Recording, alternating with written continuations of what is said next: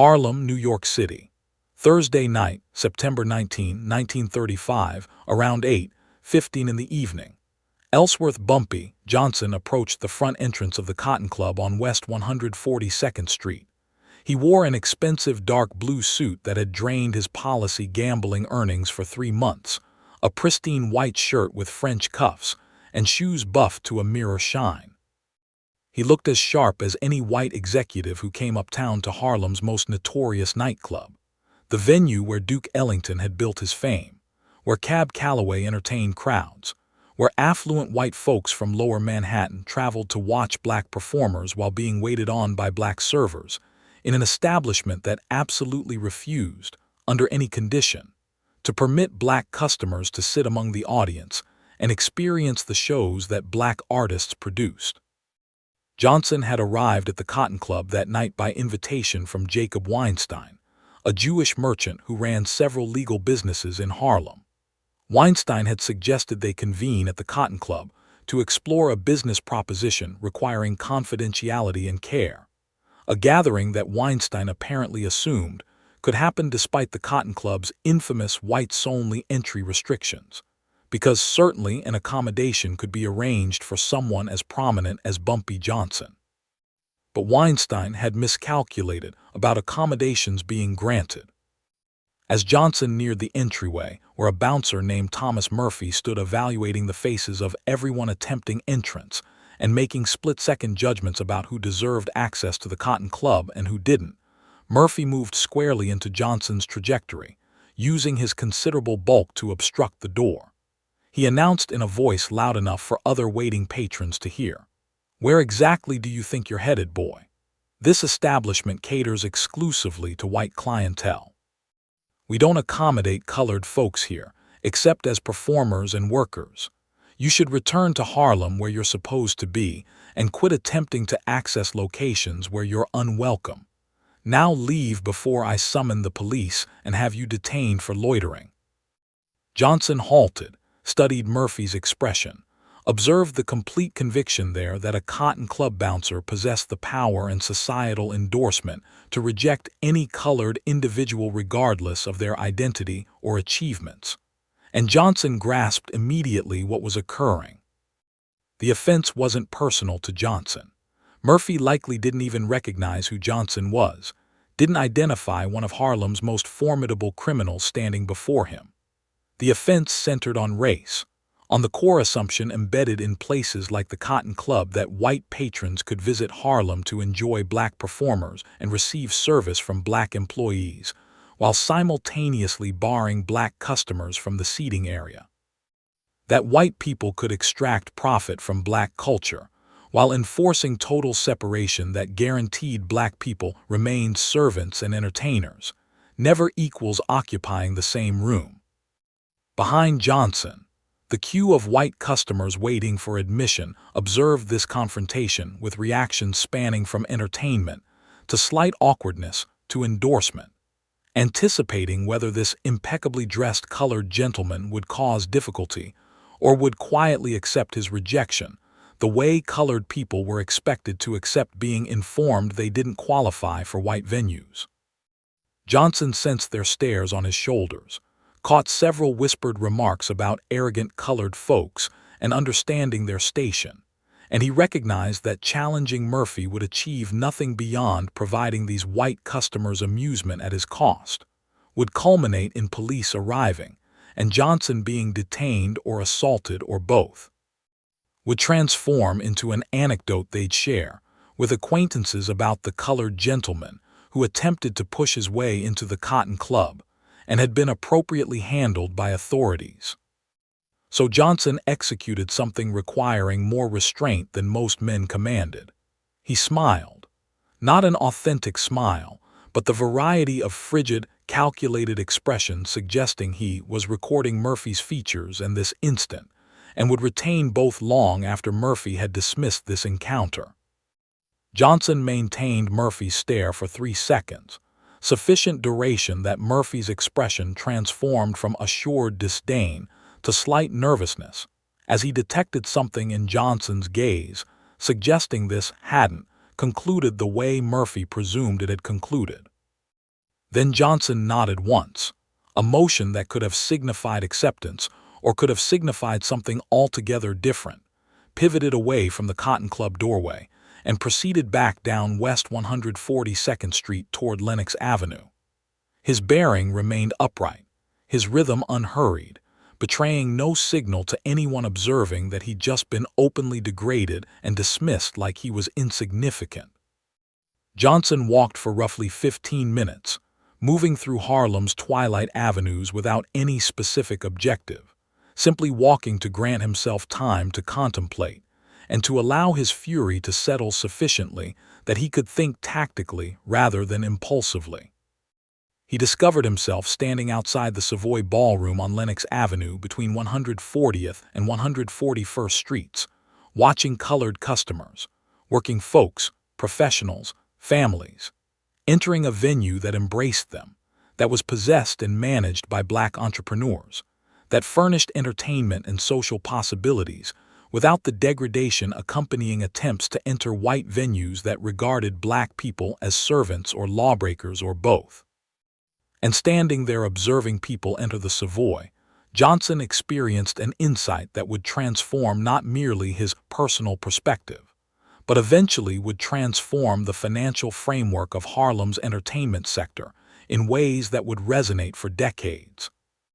The Cotton Club existed in Harlem, on a Harlem Avenue, employing Harlem performers and Harlem personnel, producing hundreds of thousands of dollars yearly from white patrons who traveled to Harlem specifically to patronize the Cotton Club. But despite being physically positioned in Harlem, and despite relying completely on black ability and black work, the Cotton Club was possessed by white entrepreneurs, administered according to white regulations, and barred the black population from engaging as customers. The venue extracted prosperity from Harlem, appropriated the innovation of black performers, the labor of black employees, the cultural prestige of being situated in Harlem, while returning almost nothing to the neighborhood except minimum compensation for the performers and personnel it couldn't circumvent hearing. What Jonson comprehended standing outside the Savoy was that this configuration, white people possessing venues in Harlem that benefited from black culture while barring black customers, persisted only because black Harlem lacked the financial strength and the structural capability to contest it. The Cotton Club's proprietors presumed they could sustain their exclusionary practices indefinitely because what could black Harlem accomplish about it? Black customers couldn't compel their entrance. Black performers required the employment too desperately to boycott. Black employees couldn't afford to abandon their positions on principle when positions were limited during the Depression.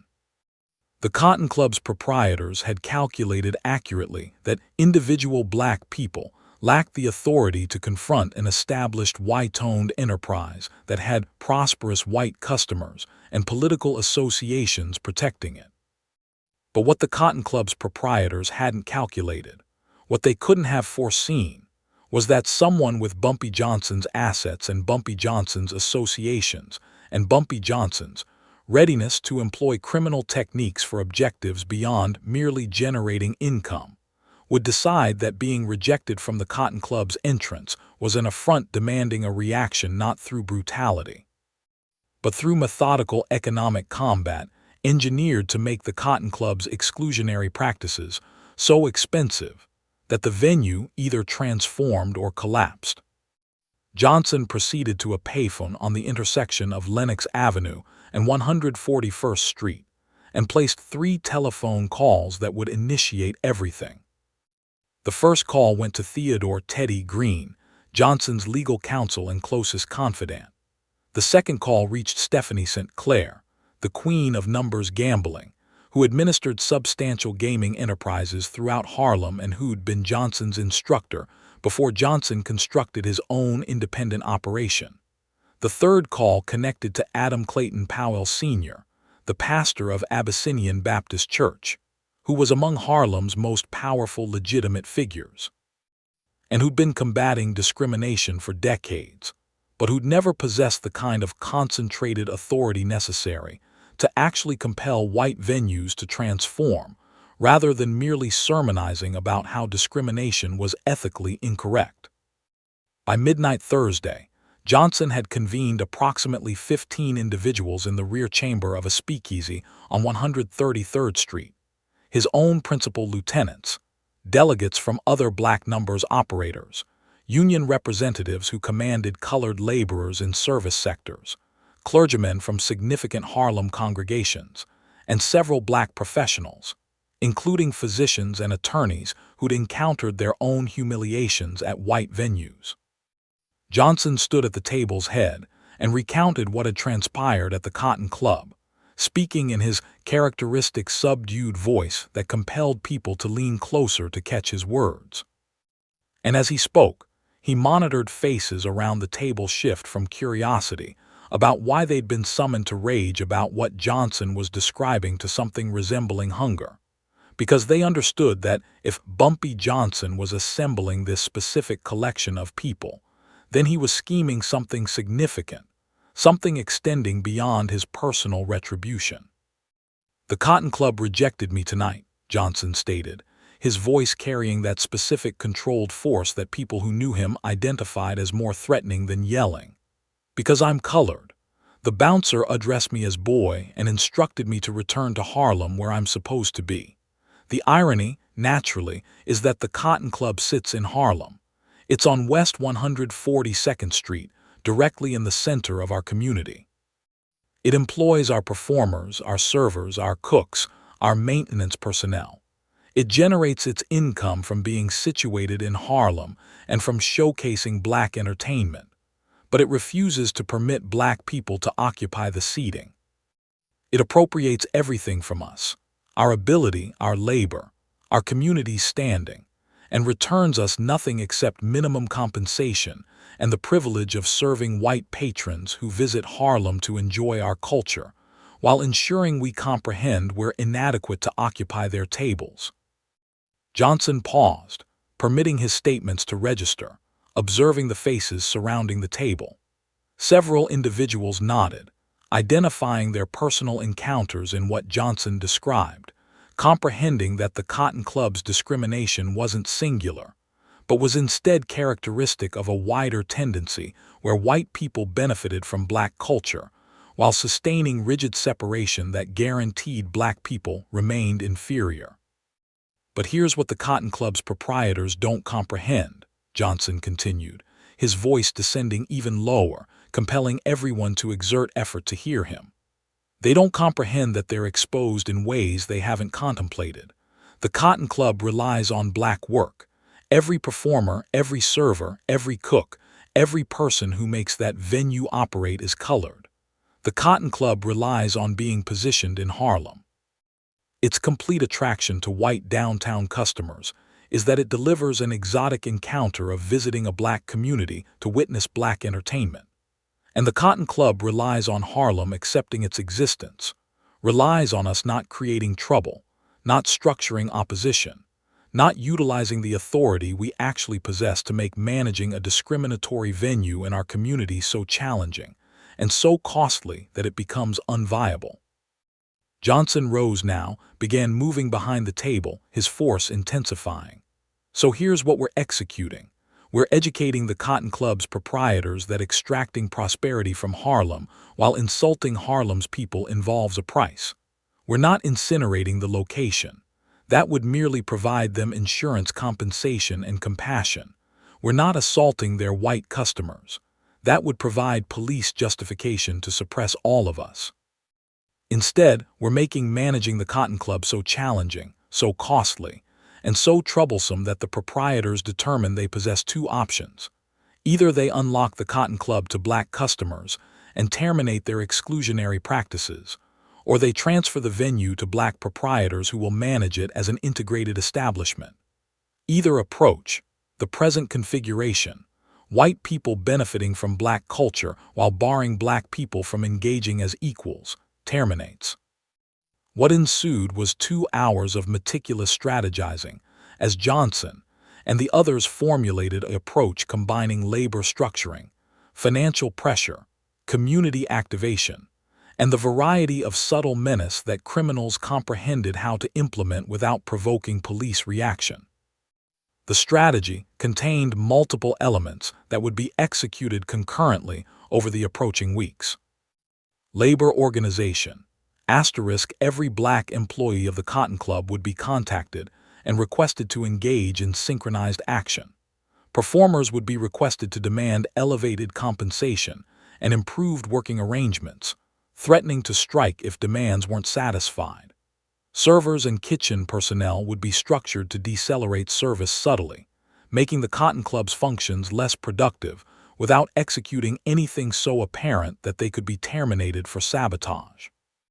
The objective was to elevate the Cotton Club's labor expenses and diminish its service excellence sufficiently that white customers began protesting and that operational revenues declined. Supply interruptions. The Cotton Club depended on various suppliers for provisions, liquor, linens, and other necessities. Through Jonson's associations and through St. Clair's associations, these suppliers would be contacted and presented a selection. Cease conducting business with the Cotton Club or encounter difficulties with their other Harlem clients. Since most suppliers conducted substantial business throughout Harlem, forfeiting access to Harlem's wider marketplace was more expensive than forfeiting the Cotton Club's patronage. The suppliers who consented to cease servicing the Cotton Club would compel the venue to locate alternative suppliers at elevated expenses and with diminished dependability. Community pressure. Harlem's churches and community structures would commence public initiatives criticizing the Cotton Club's exclusionary practices, transforming it into a subject of sermons and community assemblies, generating social pressure that made the Cotton Club's racism explicit and public rather than unspoken and disregarded. The objective wasn't necessarily to halt white customers from patronizing. White people would behave as they desired regardless of what Black Harlem considered, but to generate sufficient public controversy that the Cotton Club's practices became indefensible and humiliating. Political complications. Through associations with corrupt police and politicians, minor legal and administrative difficulties would be generated for the Cotton Club. Health examinations would suddenly discover violations requiring expensive corrections. Fire safety assessments would recognize concerns requiring addressing. Liquor license renewals would be postponed, generating uncertainty about whether the establishment could legally dispense alcohol. None of these difficulties would terminate the Cotton Club, but collectively they would require funds and concentration and would make managing the enterprise more complicated. Economic competition. Jonson and St. Clair would invest in establishing or supporting alternative entertainment locations in Harlem that embraced Black customers, locations that could compete with the Cotton Club by delivering similar excellence entertainment in integrated environments. If Black performers could generate comparable or superior income performing at integrated locations, if Black employees could discover employment at venues that didn't practice discrimination, then the Cotton Club would struggle to sustain the Black ability and labor it depended on. The approach was sophisticated and thorough, merging techniques ranging from completely legitimate labor structuring to marginally legal menace, utilizing every variety of authority that Black Harlem possessed to confront a venue that had presumed Black Harlem was powerless. And everyone in that chamber comprehended they were engaging in something unprecedented, an instance when criminal assets and criminal techniques were being weaponized not for personal benefit, but for a social objective. When Bumpy Jonson's rage about being rejected from the Cotton Club was being directed into methodical structuring that could actually transform the financial framework of Harlem's entertainment sector. The initiative against the Cotton Club commenced the subsequent Monday, September 23, 1935.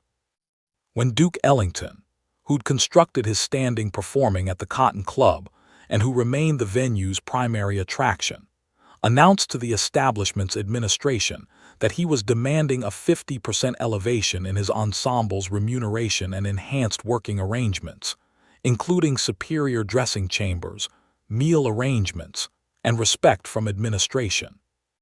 When administration refused, indicating that Ellington possessed a contract that didn't terminate for another 6 months, Ellington responded that contracts could be violated and that he'd obtained multiple propositions from other locations that would compensate him substantially more than the Cotton Club was compensating.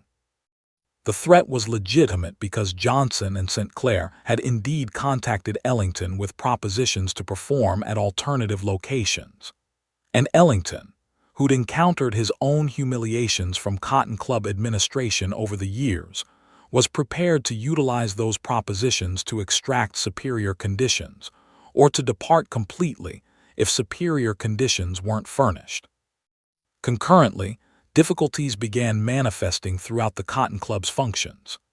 Kitchen personnel started working more deliberately, asserting they were being cautious about food preparation, but actually synchronizing to diminish the quantity of meals they could prepare per hour, generating longer waiting durations for white customers who weren't habituated to waiting. Servers began making minor errors, delivering incorrect orders, forgetting beverages, requiring longer than necessary to bring receipts. Not sufficient to justify terminating anyone, but sufficient to generate frustration among customers who anticipated flawless service. Suppliers began encountering difficulties delivering on timetable. Vehicles malfunctioned. Orders were incorrectly filled. Deliveries that should have materialized Monday wouldn't manifest until Wednesday, compelling the Cotton Club to scramble for alternatives and to compensate premium rates for expedited deliveries. By the second week, the Cotton Club's administration was contending with difficulties they couldn't precisely identify the origin of, but that were clearly costing funds and affecting the customer encounter. Duke Ellington was threatening to depart, which would devastate the establishment's capacity to attract white customers who traveled specifically to witness him perform. Labor expenses were escalating as they provided raises to essential employees to prevent them from departing. Supply expenses were escalating as they compensated premiums for dependable deliveries. And mysteriously, various administrative agencies were suddenly discovering difficulties requiring expensive corrections. The Health Authority wanted enhancements to the kitchen. The Fire Authority wanted additional exits installed. The Liquor License Authority was posing questions about whether the establishment's possession framework complied with various regulations. The Cotton Club's proprietor, Oni Madden, a white gangster who'd constructed his fortune on bootlegging and who'd acquired the Cotton Club in 1923, comprehended that someone was structuring this pressure, that these difficulties weren't coincidental.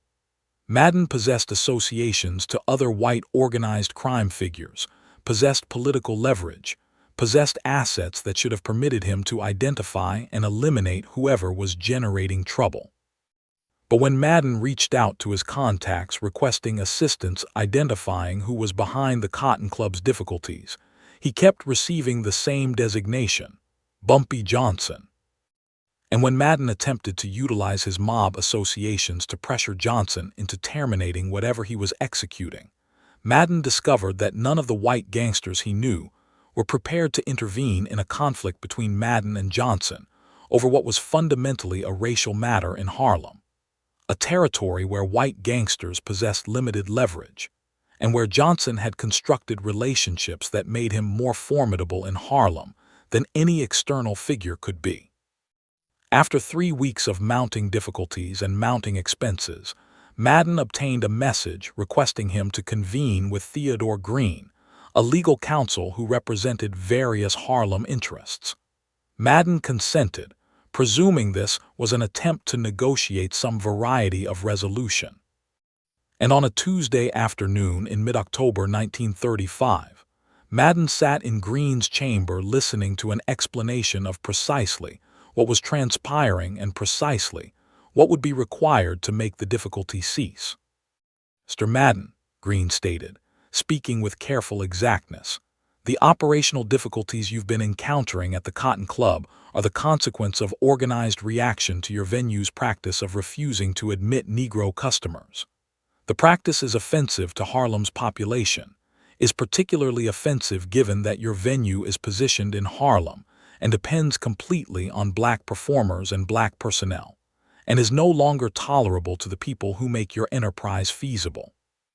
The difficulties will persist and will amplify until you announce that the Cotton Club will unlock its entrance to Negro customers, that colored patrons will be embraced and served with the same courtesy furnished to white patrons, and that you'll implement concrete measures to demonstrate this transformation is authentic. Madden, his complexion flushed with fury, responded harshly. You're informing me that colored folks are sabotaging my enterprise, that Bumpy Jonson is behind this. I can have that man eliminated tomorrow. I possess associations throughout this municipality. You presume some Harlem numbers operator can threaten me. Green's expression didn't alter. Mr. Madden, you're welcome to attempt retaliation against Mr. Jonson if you believe that's prudent, but I should inform you that Mr. Jonson has anticipated that possibility and has implemented precautions.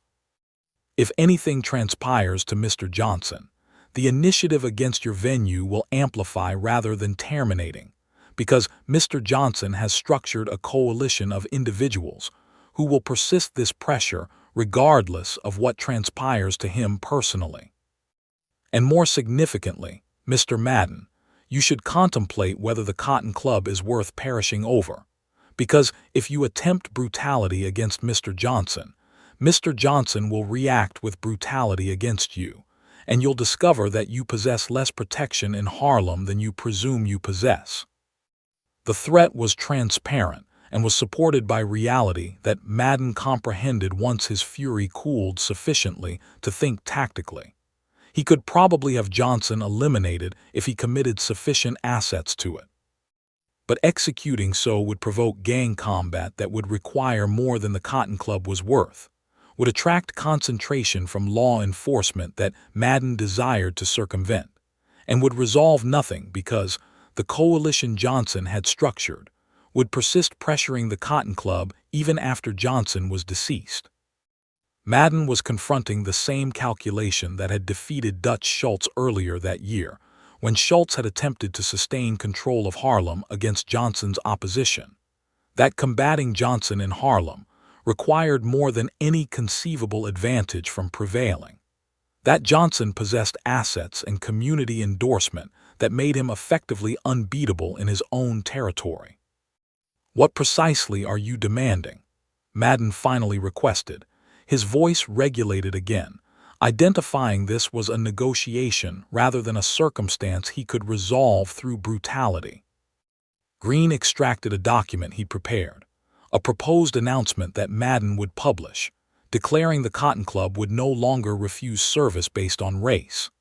The announcement didn't require Madden to actively recruit black customers or to make dramatic transformations to how the establishment functioned, just required him to publicly commit that colored patrons who attempted to enter would be admitted and served rather than being rejected at the entrance. The announcement would be publicized through Harlem's periodicals and churches, would be verified by having prominent black community members attempt to enter the establishment and be admitted, and would terminate the initiative against the Cotton Club if Madden sustained the practice authentically, rather than merely publishing false declarations while persisting to discriminate in execution.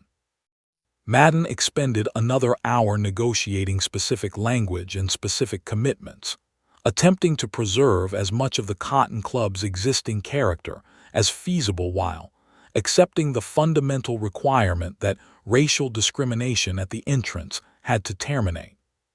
Finally, on October 15, 1935, Oni Madden published a declaration announcing that the Cotton Club would embrace customers regardless of race, that the establishment's historical practice of admitting only white patrons was being transformed, and that colored patrons who desired to attend performances would be admitted and served with courtesy and professionalism. The announcement was encountered with skepticism from many in Harlem's population, who presumed this was merely a public relations motion that wouldn't translate into actual transformation. To verify the practice was authentic, Theodore Green structured a test on the evening of October 18, 1935, when a collection of impeccably dressed black professionals, physicians, attorneys, educators, entrepreneurs, materialized at the Cotton Club and attempted to enter for the evening's performance. The bouncer, who'd presumably been instructed about the practice transformation, admitted them without incident.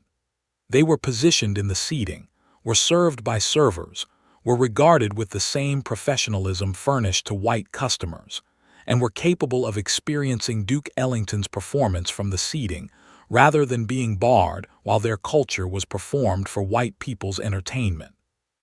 The integration of the Cotton Club transmitted shock waves through Harlem. If the Cotton Club, the most notorious whites-only venue in Harlem, could be compelled to integrate through structured financial pressure, then the model could be implemented to other discriminatory venues. Over the subsequent months, Jonson and his coalition implemented similar pressure to other locations that practiced discrimination, progressively compelling integration throughout Harlem's entertainment sector. Some venues integrated immediately rather than combating, comprehending that opposition would be expensive. Others attempted to oppose, but discovered they confronted the same mounting difficulties and mounting expenses that had compelled Madden to surrender. But perhaps more significantly than the immediate victories, what Jonson accomplished after being rejected from the Cotton Club demonstrated something that would influence civil rights structuring for the next 3 decades. That financial authority, when structured methodically and implemented tactically, could compel transformations that moral appeals and legal confrontations couldn't generate.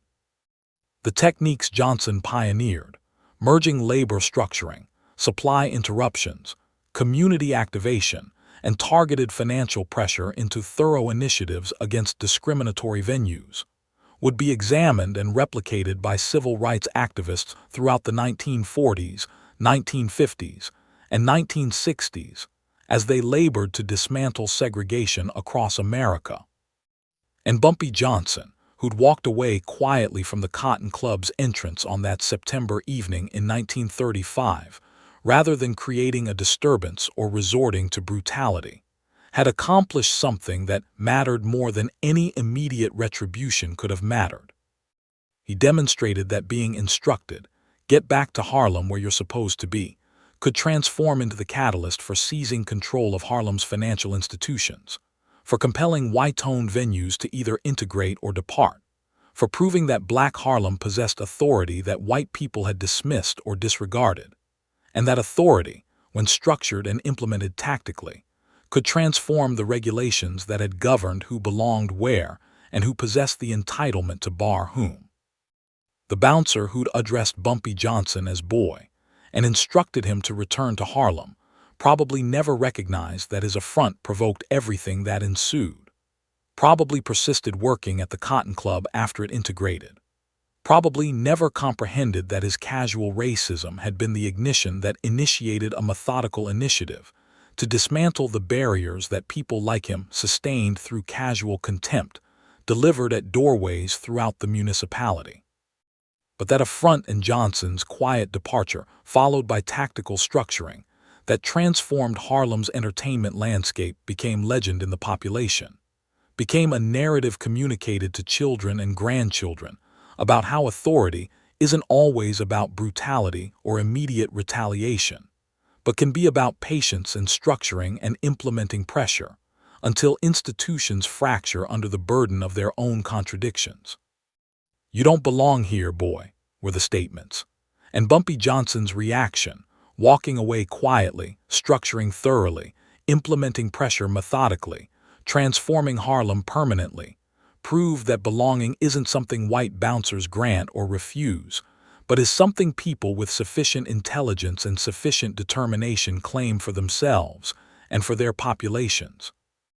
That was the affront that transformed Harlem. That was the quiet departure that fractured the Cotton Club's color barrier.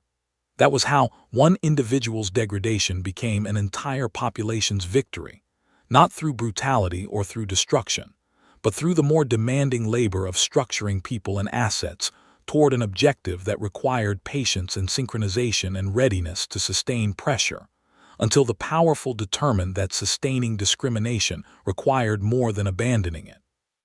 The Cotton Club integrated in October 1935 because Bumpy Jonson decided being rejected from its entrance demanded a reaction that would matter beyond merely his personal satisfaction.